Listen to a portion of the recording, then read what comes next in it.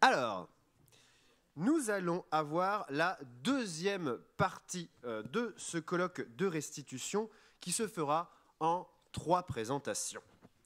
Les 2 premières présentations portent sur les vasières de la baie de l'Aiguillon et la 3e portera sur les espaces naturels de la pointe de l'Aiguillon.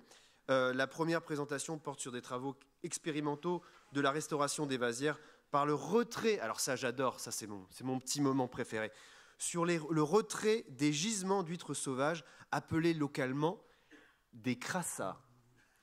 Alors les crassats, je pense qu'à part nous dans cette salle, personne n'utilise ce mot.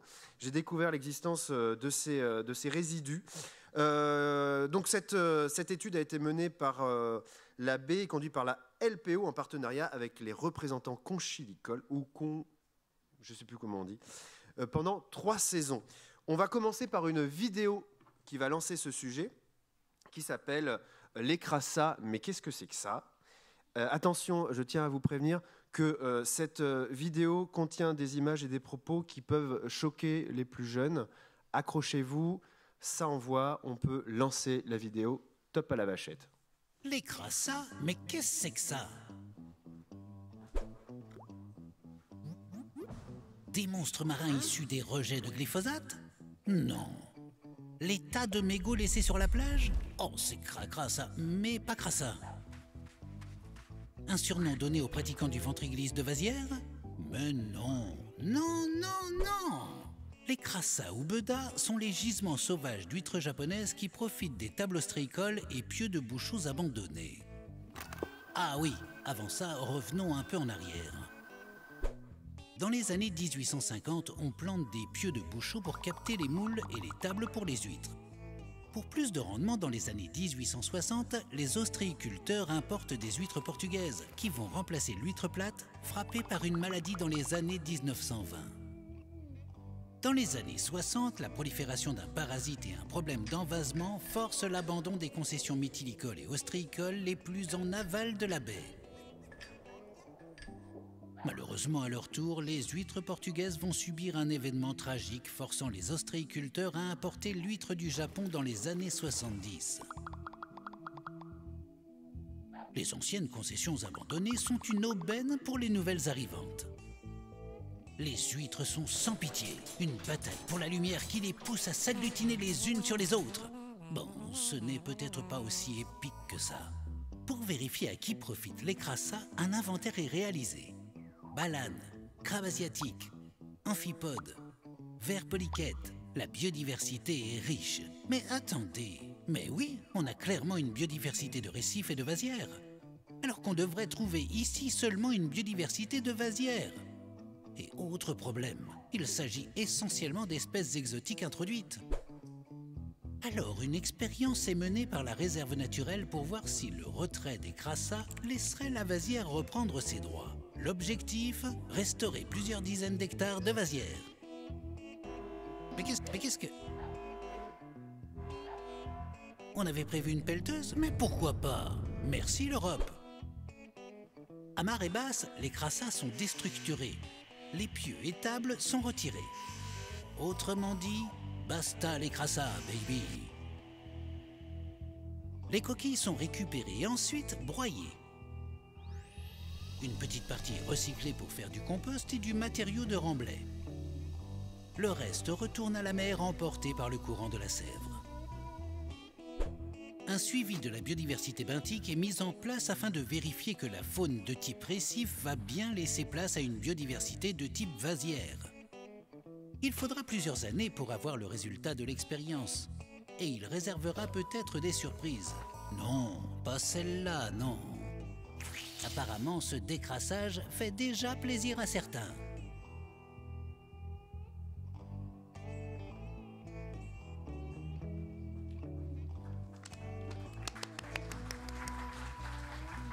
Elles sont top ces vidéos, bravo. Pour nous parler des travaux expérimentaux qui ont été menés sur la restauration des vasières dans la baie de l'Aiguillon, je vais demander à Louise Froux, qui est chargée de mission Live Baie de l'Aiguillon, réserve naturelle nationale de la baie de l'Aiguillon et de la LPO, de me rejoindre sur scène. Louise, tu es là. ainsi qu'à Jean-Pierre Guéret, qui est conservateur de la réserve naturelle nationale de la baie de l'Aiguillon et à la LPO. Ah, mais c'est vous, Mais oui, on a bu des coups hier soir. Eh ben, c'est à vous. Je vais vous inviter à prendre un micro. Celui-là, je le garde, mais celui-là, il est pour vous, afin qu'on vous entende bien. Et bien entendu, vous avez votre petite télécommande. Voilà. On vous a applaudi ou pas? Merci. Non, on les applaudit. Merci. Merci. Merci beaucoup. Alors effectivement, on va vous faire un petit bilan complémentaire à la vidéo concernant l'expérimentation de restauration de vasières qu'on a conduit sur la baie. Alors, tout d'abord, pour reposer le cadre, donc la baie de l'Aiguillon, c'est une immense vasière présalée, donc qui fait 5000 hectares, avec la pointe de l'Aiguillon ici, La Rochelle, nous sommes légèrement en dessous. Donc on a à peu près 1100 hectares de présalés et 3800 hectares de vasières. C'est une réserve naturelle qui a été créée avant tout pour son intérêt pour l'accueil des oiseaux d'eau migrateurs hivernants, qui ont fait pour certaines espèces le premier site français. Donc il y a en fait deux réserves naturelles, hein. Une côté Vendée, créée en 1996, et une côté Charente-Maritime, créée en 1999. Et on travaille en co-gestion du coup LPO-OFB, mais sur l'ensemble de la baie, avec un seul plan de gestion, un seul comité consultatif.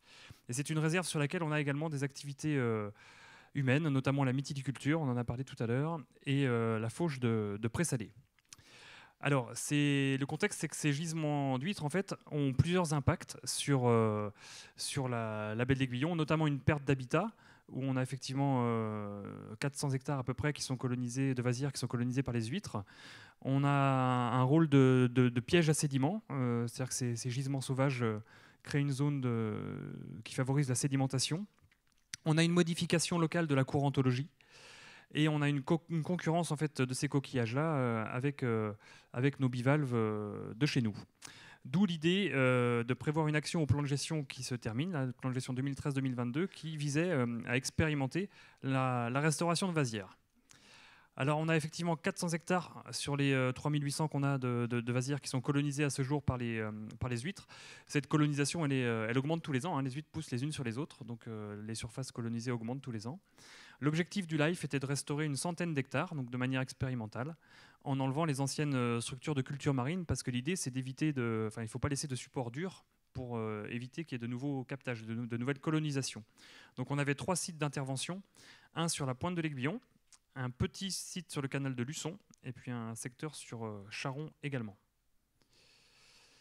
Alors en étape préalable, il a fallu réaliser une étude d'incidence loi sur l'eau Natura 2000, un peu classique, qu'on a confiée au bureau d'études Créocéan. Il a fallu ensuite dénoncer les concessions conchilicoles qui étaient encore en place. Et tout ceci a donné lieu à un arrêté interpréfectoral, du coup, fin décembre 2018, pour qu'on puisse engager les travaux. En étape préalable, il a également été réalisé une analyse topographique de la vasière. Donc, je ne vais pas m'étendre sur ce sujet-là, ça sera l'objet d'une intervention un petit peu plus tard. Mais juste pour vous signaler qu'on a effectivement une accrétion en baie, on a du sédiment qui arrive tous les ans, de l'ordre de 300 000 m3 par an à peu près, et que les zones colonisées par les huîtres ont un taux de sédimentation 2 fois supérieur au reste de la vasière. D'accord ? En étude préalable, nous avons également réalisé une étude sur la macrofaune benthique avant et après travaux pour s'assurer qu'on retrouve bien un habitat de vasière. Donc ça a donné lieu à des prélèvements à la fois sur la vase et à la fois sur les gisements d'huîtres. Donc on a une richesse quand même assez importante avec à peu près 80 taxons qui ont été inventoriés sur les zones d'huîtres. C'est 2 à 4 fois plus élevé que les zones de vase nu en termes de diversité.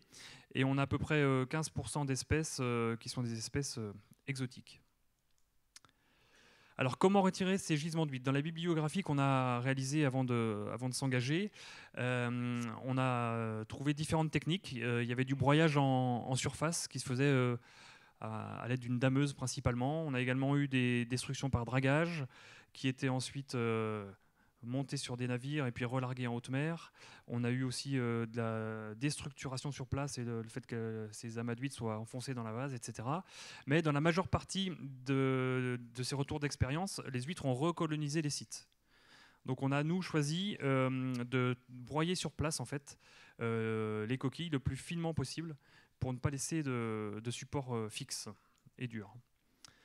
Donc on a travaillé à marée basse sur des coefficients supérieurs à 60 pour avoir un temps de travail suffisant qui était de l'ordre de 4 heures, 4-5 heures par jour et par marée. On n'a fait que les marées de jour, on n'a pas fait les marées de nuit. On a négocié un calendrier avec les professionnels, notamment pour ne pas entrer en concurrence avec leurs périodes sensibles, notamment les périodes de reproduction pour les moules. Donc on travaillait en fait l'hiver, nous, quand il faisait beau, chaud, et les journées sont longues et qu'il n'y a pas de tempête, quoi, entre septembre et février de chaque année. On a travaillé à différentes profondeurs. L'idée de ce test, c'était aussi de travailler à différentes profondeurs pour savoir si c'était utile ou pas de descendre chercher les huîtres basses. Donc en fait, on a travaillé, il y a une petite erreur sur la diapositive là, on a travaillé à 1,20 m, à 60 cm et pas 160, et à 40 cm de profondeur sous le sédiment pour être en mesure d'évaluer si ça vaut le coup d'aller chercher bas ou pas. On a retiré l'ensemble des tables et des poches, voilà.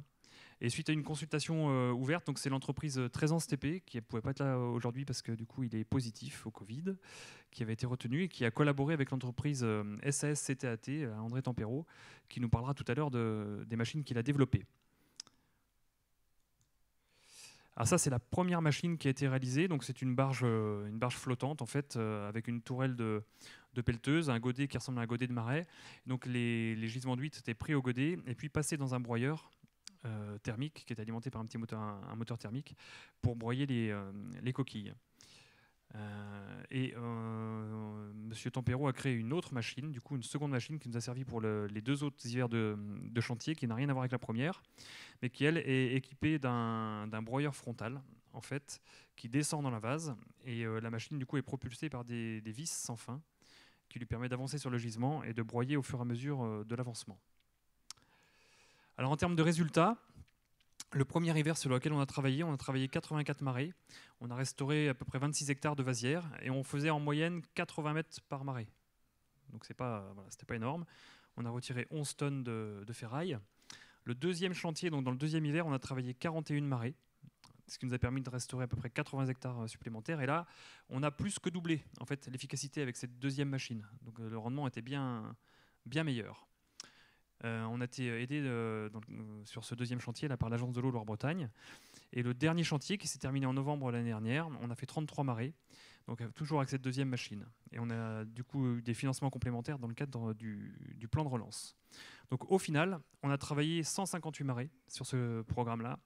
On a retiré 34 tonnes de tables ostréicoles. On a broyé à peu près 42 000 m3 de coquilles d'huîtres pour restaurer 118 hectares de vasières, arrondi à 120 par mon directeur ce matin. Mais ça représente en fait 7,6 hectares de gisements purs. C'est-à-dire qu'il faut bien comprendre que ces gisements d'huîtres sont parmi la vase. Donc si on détourait, c'est ce qu'on a fait, si on détourait uniquement les gisements, on arrive à 7 hectares 60. Voilà. Donc ça fait un coût moyen de 12 € du mètre cube broyé et de 5 200 € à l'hectare de vasières restaurées. C'est pour vous donner des ordres de grandeur. Alors je vais laisser la parole à ma collègue Louise qui va vous présenter la suite des résultats. Merci Jean-Pierre. Alors du coup, déjà on a voulu vous illustrer un petit peu par des photos à quoi ça ressemblait ces travaux. Donc là sur cette photo, on a une vue aérienne sur la deuxième machine, donc celle qui avance en broyant les gisements d'huîtres. Et donc en fait, on voit ici quand même, on a des lignées, donc ce qui représente le avant, en fait, des gisements d'huîtres. Là, on voit un petit peu de ferraille. Et là, ici, on a la trace de ce que ça donne après, lorsque la machine est passée. Et ici également, le tracé de la machine. Donc là, on change de secteur. Avant, c'était le secteur de Charron. Là, c'est le secteur de la Pointe de l'Aiguillon en Vendée. Donc là, on peut observer ces lignes droites en fait, d'anciennes tables à huîtres avec les gisements d'huîtres qui ont colonisé. Donc ça, c'est le avant. Et d'ailleurs, là, on voit la machine qui est ici. Donc c'était en tout début des travaux, là, en 2019. Et après, voilà ce que ça donne après. Donc on est désolé, c'est pas exactement le même angle que l'autre photo, mais là, ici, on a le canal de l'Arac que l'on retrouve ici. Donc en gros, toute cette zone-là, voilà, on a tous les gisements d'huîtres ont été retirés. Là, une vue du sol. Donc là, par contre, c'est la deuxième machine que l'on voit, la première machine. Donc voilà, ça illustre un petit peu que les huîtres sont assez volumineuses. Et donc ça, c'est le avant. Et le après, on observe un petit dépôt blanchâtre puisque parfois il reste des coquilles d'une dizaine de centimètres seulement qui restent sur la vasière après les travaux. Dans le cadre du projet, on a ajouté une expérimentation de recyclage. Donc là, en septembre 2020, le bateau La Traisance est venu récupérer 30 tonnes de gisements d'huîtres pour tester donc le co-compostage avec des déchets verts ou les coquilles comme matériaux de remblai. Et les résultats donnent quelques pistes. Les coquilles pourraient être intégrées en tête d'un processus de co-compostage avec un seuil minimal de 20% de matière organique par rapport à la matière brute.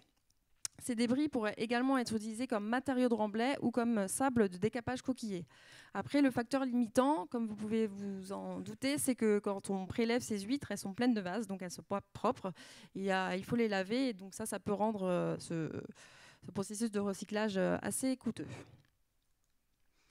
Passons maintenant au suivi biologique. Donc, tout à l'heure, Jean-Pierre vous a présenté rapidement les résultats de l'inventaire de la macrofaune benthique avant travaux. On a fait la même chose après les travaux, donc en printemps 2021. C'est Jérôme Jourde qui s'excuse de ne pas pouvoir être là aujourd'hui, mais qui nous suit, je crois, à distance, qui analyse les données. Là, pour l'instant, on n'a que les premiers résultats. Les analyses sont encore en cours, notamment concernant la granulométrie et la matière organique. Donc, voilà, ce sont les premiers résultats. Donc là, si on s'intéresse aux sédiments meubles, donc les prélèvements de vases, ce graphique, en fait, vous illustre le nombre moyen d'espèces par sous-station. Donc en bleu clair, on a les résultats de 2017 et en jaune-orange, les résultats de 2021. Et on peut voir qu'il y a une tendance à l'augmentation en 2021, qu'il y a plus d'espèces par sous-station. En revanche, on observe que ça concerne également ces zones témoins, donc de P1, P2 et P3. Donc ça suggère un phénomène plutôt potentiellement régional et pas forcément lié aux travaux. En ce qui concerne l'abondance, donc ce graphique vous illustre le nombre moyen d'individus par sous-station, avec en bleu les données de 2017 et en marron les données de 2021. Et on observe là, pour le coup, pas de tendance particulière. En fait, ça va vraiment dépendre de la sous-station. Par exemple, pour Luçon, le canal de Luçon, on a une nette diminution entre les 2 années, alors que pour Aiguillon, voilà, on observe une augmentation donc du nombre d'individus. Donc là, je vous répète, là, c'est vraiment les premiers résultats. Donc là, on est en attente de l'ensemble des résultats qui vont apparaître dans le rapport final, qui va sortir d'ici quelques mois. C'est important de se rendre compte que deux suivis ne suffisent pas, d'autant plus que le suivi post-travaux a été réalisé seulement quelques mois après la fin des travaux, au vu du court délai qu'on avait avec la fin du projet. Donc il va être très important de refaire ce suivi dans les années à venir pour vraiment pouvoir conclure sur la dynamique de la communauté de macrofaune benthique, voir comment elle évolue, voir les modifications, etc. Donc là, on a également refait un relevé topographique après travaux. Je ne vais pas vraiment aller dans les détails puisque c'est le sujet de la présentation qui suit par Éric Chaumillon et Laura Olivier. Donc, par contre, je voulais quand même vous faire un petit zoom sur la zone de Crassa. Donc, c'est la zone là, la pointe de l'Aiguillon, en fait. Voilà le zoom. Donc, en fait, là, on a la carte. Là, on a entre 2013 et 2016. Les polygones ici représentent les gisements d'huîtres, donc avant les travaux qui existaient. Et on peut voir que cette couleur rouge, en fait, ça indique une altimétrie positive. Ce qui revient un peu à ce qu'on a dit en début de présentation, que les crassas favorisent la sédimentation, l'accrétion. En revanche, si on regarde cette carte-là, donc qui compare 2016 à 2021, là, on voit que là où il y avait des gisements d'huîtres, maintenant, du coup, on a une différence négative, on a une altitude négative, forcément, puisqu'on a retiré les gisements d'huîtres.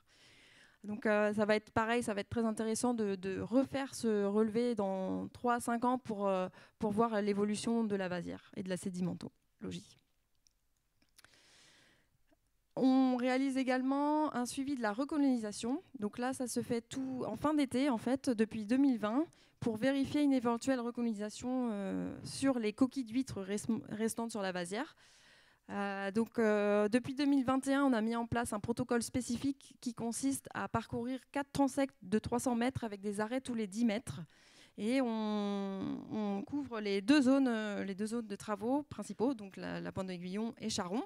Et on couvre également les 3 profondeurs de retraite de gisement. Donc plus précisément, en fait, qu'est-ce qu'on fait?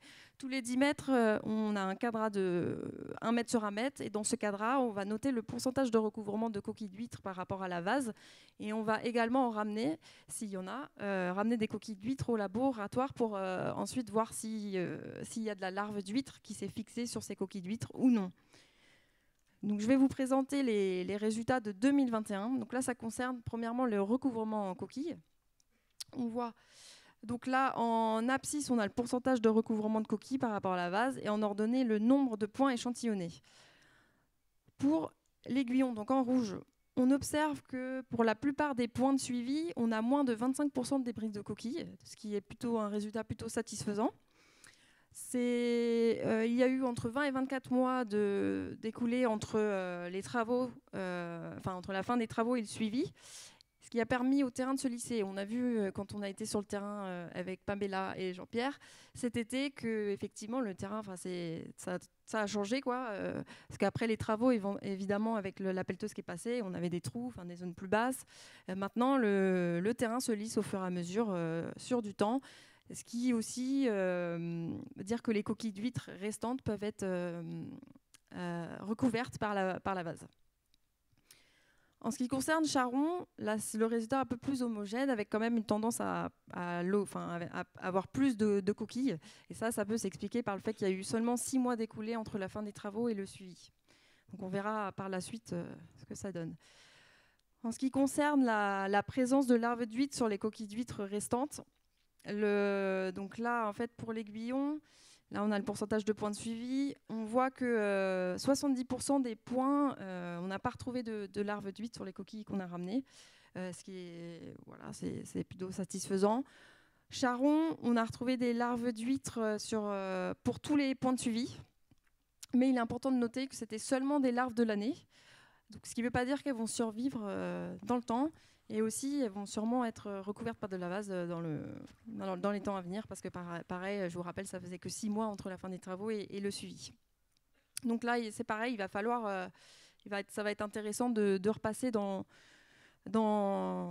tous les ans, en fait, pendant au moins 5 ans, pour voir comment, s'il y a une éventuelle recolonisation ou non. Donc là, je vais passer la main à André Tempero, qui est donc l'entrepreneur de l'entreprise SAS CTAT, qui a conçu ces 2 machines et qui a fait un excellent travail, qui va du coup vous présenter un peu le développement, l'innovation de ces machines. Oui, on peut l'applaudir, André Tempero. Bienvenue. Donc, avant de passer la parole à André, je voudrais un des facteurs, je voulais souligner un des facteurs de réussite de ce projet-là, qui est le fait que André, du coup, a accroché au projet et a développé en fait au fur et à mesure du temps plusieurs machines pour répondre à nos besoins. Et donc, c'est vraiment un facteur de réussite, le fait que l'entreprise est mordue dans le projet et était vraiment intéressée au développement, quoi. Voilà. Merci. Donc, on a une petite vidéo, je crois. Non, il faut que tu t'avances, André. Nous aussi, d'ailleurs. Oui, est-ce qu'on regarde la vidéo avant l'intervention d'André? En même temps, André va commenter. Allons-y. Bonjour tout le monde. Et je peux aussi dire merci à la LPO d'avoir cru en moi. Donc en fait, c'était un vrai challenge quand même. Hein. Donc le concept c'était d'arriver à fabriquer une machine qui puisse se déplacer sur des sédiments où quelque part ça ne porte pas un homme. La machine pèse à peu près entre 35 et 40 tonnes. Donc elle glisse sur les sédiments. Le principe était de la faire glisser sur les sédiments. On la laisse en mer à marée montante. Et l'avantage de cette machine par rapport à la première, si vous voulez, c'est qu'on peut régler l'altimétrie des vis. Il faut savoir que dans des sédiments, plus on descend les vis dans le sol, plus on a de la densité. Et on a besoin, pour avancer, que, comme un boulon rentre dans un écrou, qu'il y ait de la structure à l'intérieur. Donc en fait, quand j'avançais plus, j'avais la possibilité de descendre les vis 1,20 m en dessous de la plateforme. Donc, bon, il y avait toujours des limites, bien sûr, mais ça permettait de se déplacer beaucoup plus rapidement. là, on n'a pas le cas présent, mais quand on a des tables, parce qu'il n'y a pas partout des tables sous les bancs d'huîtres, mais quand on a des tables, le chaland s'attache à côté de moi, et je mets les tables dessus, sur le bateau, qui repart après, et qu'on ramène ça, toutes les structures métalliques au port. Et une fois que les tables sont enlevées, on peut les repasser à la partie de broyage des huîtres. Voilà. Donc le principe, il est que quand j'avance toute là, j'ai essayé d'être simple, quand j'avance la motorisation qui est posée sur un chariot sur la plateforme, le broyeur à l'avant descend. Et quand on laisse la machine en mer, on remonte tout l'ensemble pour avoir un équilibre des charges sur la masse, sur le volume. Voilà. Et on laisse la machine en eau, on met une ancre comme un bateau, on la retrouve le lendemain. Voilà. Normalement. Bon, ça faisait partie des choses qui ont un peu bougé. Mais autrement, voilà, bon, il y a toujours des choses à améliorer, mais bon, ça nous a permis de doubler les rendements. On s'est retrouvé à finir à la pointe de l'aiguillon dans les bancs qui étaient vraiment les plus gros. Il y avait des bancs qui étaient quasiment 1 mètre au-dessus des sédiments. Donc il a fallu s'adapter dans le fonctionnement. Mais bon, on y est arrivé, ça fonctionne. Voilà. Maintenant, à voir comment les résultats vont évoluer derrière. Bravo, merci beaucoup André. Merci à vous.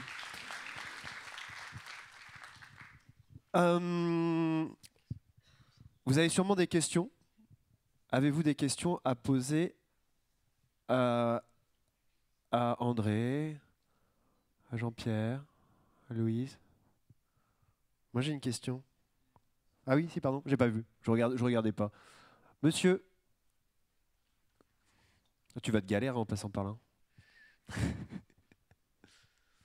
Oui, est-ce que si vous pouvez vous présenter aussi, ça peut être intéressant avant de poser la question. Merci. Bon, Loïc Petit, LPO Poitou-Charentes. Les tables d'huîtres étaient installées sur le domaine public maritime. Donc à la fin de leur utilisation, elles auraient dû être enlevées par les concessionnaires.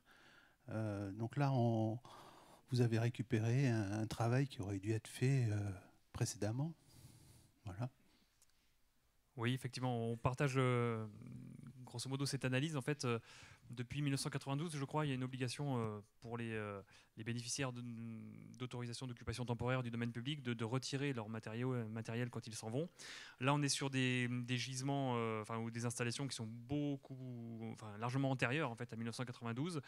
Et ça avait été aussi l'objet du colloque qu'on a fait en octobre 2020. Mais grosso modo, c'est une lacune partagée des professionnels et des services de l'État qui n'ont pas forcément peut-être à un moment donné mis le curseur assez haut pour que ce soit enlevé. Donc effectivement, soit on restait spectateur devant ce constat-là, parce qu'il y a des secteurs aussi où il n'y avait plus de concessions, hein. Soit on se donnait les moyens d'essayer de les enlever. Et c'est vraiment expérimental dans la mesure où sur des substrats mous comme ça, on n'a pas de retour. Voilà. Donc l'idée, c'est effectivement de pouvoir tester la faisabilité d'une part. Et si toutefois c'était concluant, c'est possible qu'on en engage la suite effectivement sur les 300 hectares de gisement d'huîtres qui nous restent en baie de l'Aiguillon, quoi. Voilà. Mais effectivement, c'est grosso modo, pour la faire courte, on rend service effectivement aux professionnels, hein, voilà. Et on rend service aussi à la nature, je pense. Merci beaucoup. Avons-nous d'autres questions? Non? Personne? Si? Moi, j'ai une question peut-être pour André. J'y connais rien du tout, hein, mais c'est la première fois que je vois un engin avancer avec ce principe. Est-ce qu'il y a d'autres engins qui existaient préalablement à cette nouvelle technologie qui avancent comme ça avec ces hélices? En fait, dans le principe, la première machine sur laquelle, il y a 3 ans, j'ai fait le premier chantier, c'est une pelle. Et j'ai acheté cette machine, je ne l'ai pas fabriquée la première. Je l'ai acheté ça dans les Pays-Bas. En fait, c'est des machines qui viennent des pays de l'Est, où ils se servent uniquement pour aller vraiment sur des sédiments et aller sur des vases. En ce moment, avec cette même machine, je réponds à un marché à Brest pour assécher des sédiments dans un polder. Le polder, il fait 10 hectares. Donc on assèche les sédiments à force de faire des allers et venues. Il est adapté pour démarrer les travaux. Ça a un inconvénient, c'est que ça se déplace très lentement. Alors quand j'ai fabriqué la deuxième, j'ai modifié le format des vis, j'ai augmenté les spires. C'est pour ça que l'avancement des vis, je ne l'ai pas fabriqué, j'ai fabriqué le concept de ce que j'ai fait derrière. En fait, c'est toujours des réflexions par rapport à une première expérience. Voilà. Et j'ai encore une question parce que à marée haute, vous disiez que vous laissiez les engins sur place, mais le marnage est suffisamment. La machine flotte. Ah, la machine flotte, oui, d'accord. machine flotte. C'est ça que j'avais pas pigé. Ok, La d'accord. machine flotte. En fait, quand j'ai fait mon étude, j'ai travaillé après, j'ai fait valider tout mon projet par un architecte naval pour me valider ma ligne d'eau et puis les fonctionnements, quoi. Donc, je m'étais juste trompé de 2 cm. C'est rien. Non, ça va. Non, à force d'être dans la vase comme ça pendant tout l'hiver, est-ce qu'on a la peau douce? Est-ce que c'était agréable? je dirais que c'est pas la peau, c'est plutôt la peinture qui vieillit mal. Ouais. Mais vous vous portez bien, vous en faites pas. On peut les applaudir si vous n'avez plus Merci. d'autres questions. Merci et bravo pour cette restauration d'espace naturel.